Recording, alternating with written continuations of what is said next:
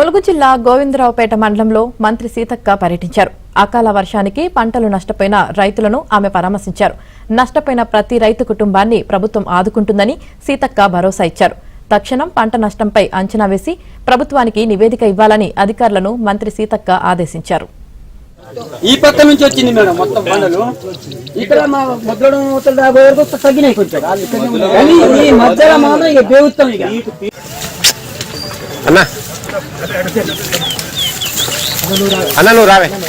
రాత్రి కురిసినటువంటి అంటే 4 గంటల సమయంలో పెద్ద ఎత్తున ఈదురుగాళ్లతో కురిసినటువంటి రాళ్ల వాన మూలంగా మా ములుగు జిల్లాలో ములుగు నియోజకవర్గంలో పెద్ద ఎత్తున పంట నష్టం జరిగింది. మరి రైతుల యొక్క బాధ వర్ణాతీతం. వారిని చూసి వారి పంటలను పరిశీలించి వారిని ఓదార్చి వాళ్ళను భరోసా ఇవ్వడం కోసం ఈరోజు గోవిందరావుపేట మండలంలోని మరి ఇటు చంద్రుతండ కానీ కర్లపల్లి కానీ లక్ష్మీపురం ఈ ప్రాంతాలను మరి అమృతండ ఈ ప్రాంతాలను ఇప్పుడు మనం సందర్శించడం జరిగింది.